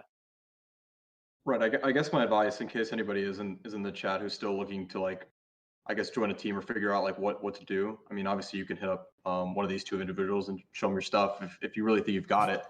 But even then, like, y'all scene is so new that if there was like an analyst or a coach out there looking for a position, I would definitely start with the Canadian League. I mean, first off, they're brand new scene, and then second, in I guess it's like the phase 3 playoffs, right? They're ultimately, one of those teams is going to end up facing a North American team, right? So that's kind of where you can kind of get your foundation to start scouting. First, you start scouting the Canadian teams, whether it be Pro League or Challenger League. And then at some point, as long as you grow alongside the team, then you will ultimately start to scout any Pro League team. So yeah, hopefully someone in the chat will reach out to one of you guys or something. I don't know. We My team at least is actually LFT right now as well. Our fifth is leaving because of visa issues. The Canadian division in For the CACL, they have to have what's it called? Only one American player is allowed on the team, and then the rest have to be Canadian. And because he can't live in Canada anymore because of his visa, we're looking for a new player. I think that that's something as well that it's like I believe in a Siege GG interview, Dot Dash mentioned this that the player pool is so much smaller, right? And out of I think there's 9 spots on the team. There's the 5 main spots, there's 3 sub spots, and then a coach. And out of those spots, only one of them is allowed to be American. The rest of them have to be Canadian, and it really hinders us. And like analysts and other sort of support staff don't count to face it as like main roster stuff because they're not allowed to sub in, right? Where technically a coach can sub in, so that's why the rule applies. But I definitely think if it was lifted to two, right, to 2 players allowed like internationally, I suppose, like it would be definitely one of those things where it would bring in a lot of new talent. It would speed up the growth of the scene, right? I think it would be beneficial a lot to the scene, but I people don't realize that is that it's like we have a very limited amount of players we can choose from, right? It's not like we can just we can't pull a Sonics and transfer over to EU players and work them into our game, right? We just can't do that, right? It's just not a thing that we're allowed to do. So it's definitely a very challenging position to be in. Yeah, it's just like one of those things is the scene is eventually gonna grow, but right now it's hard to judge it in the way that it's trying to evolve. and it is definitely going to eventually get there, but having it be directly compared to the neighbors of NA League is it's definitely not a fair comparison at this point. And it's kind of hard to talk about something that's been established for so long and is at the peak pinnacle versus something that's new. And especially with those rules such as the 4-to-1 ratio, as opposed to most teams usually do the 60% 3 out of 5 rule. It's just making things a little bit more difficult. But I think we're all good to wrap up now. I'd like to individually thank each of you guys for coming out. If you want to just go ahead and say your names once again, plug anybody, such as like your orgs, any other your players, or your Twitter. Do a little bit of that clout chasing, as you talked about a little bit earlier, Specky. Yeah, I'm Spectrum Specky. I'm at SpeckyR6 on Twitter. I really just wanted to sort of end off by saying like when I appreciate my teammates, I appreciate my org and all the work that they're putting in, but also at the same time, I really appreciate a lot of the some of the uh, professional scene, whether it's coaches or players from the U.S. division or from like globally that are respectful towards us, right? Like to name a few names, like Laxing defending me on Twitter and Dizzle congratulating me on making pro league. It's like they're just there's people who really like their respect goes a long way, and I think that even just like being open to scrim our teams or to say some kind words on Twitter or whatever it is, like it goes a long way. And I wanted to just personally thank everyone who sort of respected us in that sense. Yeah, so I'm headless at headless6 on Twitter. I'm on PDHM Gaming CACL. I don't really have anything else to plug, but like Spectrum is going through, thank you for everyone that brought us here. Thank you for Calvrix for inviting me on here. Appreciate that. And what about you, Christian?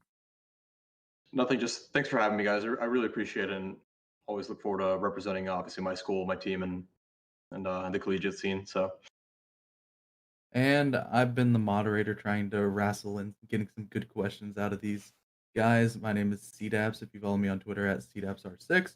But with that, we're going to go and close out this panel. Make sure to stay tuned for all the exciting news that both CR6 and CEA have on with the rest of their summer leagues. This is also the end of joint collegiate week, as after this, we will go our separate ways once again, and the most ambitious crossover in collegiate scene will unfortunately be over. But I'd like to wish each and every one of you guys a really great night, and thank you so much for tuning